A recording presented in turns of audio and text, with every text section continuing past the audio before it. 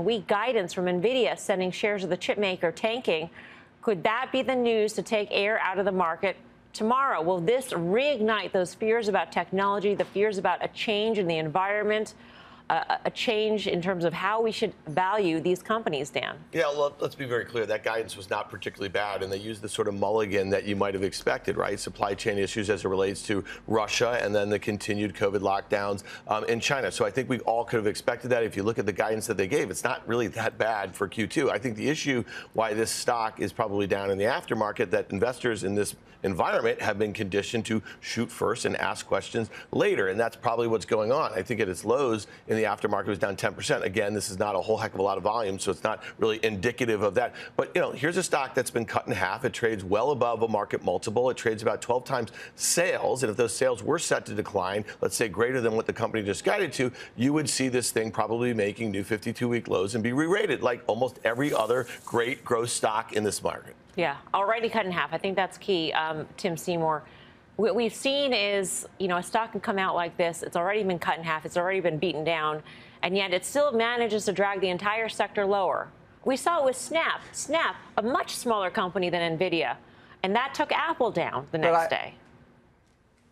Yeah, I like those data center revenues. It actually, I think, is a pretty good read on some of the broader players in the space. But obviously, we also saw that these numbers have taken down AMD, Micron, Marvell, and so they're trading as a group. I do think that the outlook here is decent. I think, let's wait and hear some more. I think the gaming revenue is of a concern. The multiple isn't terrible. It's obviously great relative to itself. It's somewhere around 20 times forward. What we forget here is that this was a stock that was from February of 2020 to even where it traded up to. It's pulled back 51%, but it moved 500%. Essentially in 2 years, 2.5 years.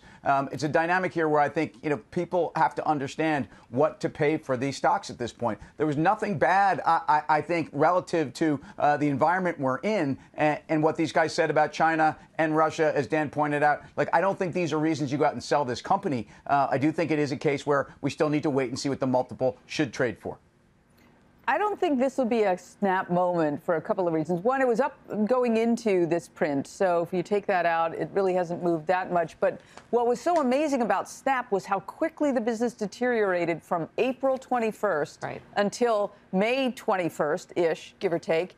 And so Nvidia, we haven't heard from them since a couple of months. So this isn't a huge move off of where they were. I think it comes back to the point Tim and Dan are making about what's the right multiple. Used to be these kind of companies traded at peak and trough multiples. This one's been at a sky-high multiple for quite some time, but it's not a lot to hate, I think, in this earnings release. So it's all a matter of what do we pay for these sorts of companies, Guy. You had an interesting tweet, I think it was, I want to say it was a couple days ago, about Tesla. Tesla reporting a great quarter, and what has the stock done since then? Just gone lower. Yeah. Traded up to 1080 that day in the after hours. I know Dan talked about it a lot. He got a lot of ats on the Twitter, and it subsequently traded down to $600. I mean, you can do the math. That's a pretty significant move. I'm looking at Nvidia here, though, and I'm sort of scratching my head. I know it was up $8 or $9 during the day, so it's giving that back a little bit more. But that second quarter guide, $8.1 billion. I think consensus was about $8.4 billion. I thought this quarter was okay. Again, I find myself surprised at the reaction in the stock in the after hours. I would submit you could buy the stock here, but, the market's doing strange things. I don't think it was that bad as to have this move. The move to me is not commensurate with the guide, just my opinion. Let's get some more details on the quarter. The conference call, by the way, is also just underway. Christina Partsinevelos is following the story. Christina. Yeah, so Nvidia's revenue beat was driven largely by record revenue in data center and gaming. So data center business sells chips for cloud computing companies and enterprises. And that section actually, or sector, just grew 83%, surpassing its core gaming business, which sells graphic cards for games as well as crypto mining. Nvidia's auto business, though, that was down about 10% on a year-over-year basis. And despite this overall strength that we're talking about in categories, minus autos maybe for now, the company does remain cautious. You guys have talked about it. Guidance coming in lighter at $8.1 billion, including a $500 million hit relating to Russia and China COVID lockdowns. Keep in mind, though, forward-looking, the chipmaker confirmed just this past Sunday it would slow the pace of hiring, joining other major tech firms that have decided to be more cautious with their operating budgets in recent weeks. Since you're seeing shares down now almost 7%, I will get on that call and hopefully get some more info as to why we're seeing such this massive drop, despite, guidance coming in weak, but not as bad as maybe justified by this drop. All right, Christina, thanks. Keep us posted. Christina Partsinevelos. Tim, what would you want to hear on the conference call? Well, I want to hear some of the strength on the enterprise side. I definitely, again, data center came in at $3.75 billion versus $3.6, so it was stronger. We haven't really heard a lot so far about gross margin pressure, inflation, and dynamics that I think are part of the reason other companies have sold off here. Look, the impact of Nvidia should not be understated, and I think that's one of the reasons why we're starting the show with it. This is now 3.3, 3.4% of the NASDAQ. This is one of the bellwethers, but when you think about leading-edge chips and some of the technology and some of the most exciting sectors of the market, this was front of the class, and this is a story where I think you have to remember. We saw an upgrade last week on our show. We talked about that in AMD, where I think the analyst said something like, you buy good companies when they're down, and in fact, that was really much of what the upgrade was predicated on, that you can't time the market. Well, I think when you look at Nvidia, you look at the quality, you look at the segments that they're in, and they're actually leading. They have. There's competition from Qualcomm. We've heard about this. We've heard AMD. But I do think it's a case where this is one of those great companies.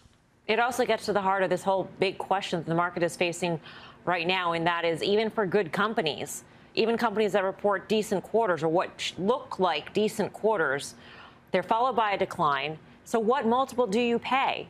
And so that, Dan, I mean, for investors out there who wanted to, dip their toes in the market, it feels like catching a falling knife, literally. Yeah, I mean, one way to get exposure to this would be like through the SMH without having that idiosyncratic risk. I mean, this is trading, again, at 12 times sales. It's a $400 billion market cap company. It's one of the largest in the S&P and in the NASDAQ. And so, I mean, this is what we're seeing right now. We're at the stage of this decline in high growth or high valuation names where they've shot all those other names, right? We know the ones that are down 60, 70, 80% now. And I think it's important to understand that we were talking about this stock 6 months ago as joining the $1 trillion market cap club, right? And here it is at $400 billion. So it's still trading at 12 times sales. OK, so for all intents and purposes, this is a hardware company. I think a lot of people who've followed tech over many, many years would say that's probably too high. So it overshot to the upside. It had that 500% move over the last 5 years. I think it was like the best performing stock in the S&P for a couple years straight.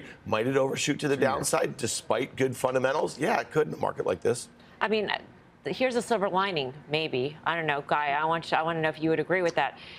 They're coming after the likes of Nvidia again, and so is that actually a good thing, where the selling continues even in the very good, in the quote unquote perceived good companies in the growth areas, and maybe that's a good thing in the market downturn in terms of the cycle?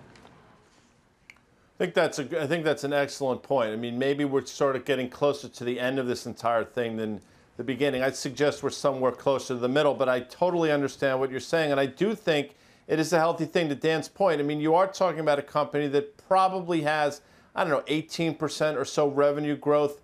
Talking about a company that's probably trading at 10 times next year's revenue. Maybe that number should be closer to 8 or 9. Maybe that's a historical norm.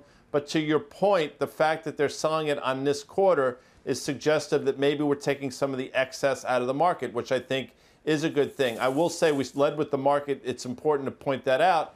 Market's actually traded pretty well since that 38.10 low in the S&P, and we probably do have a couple more days of bounces ahead of us.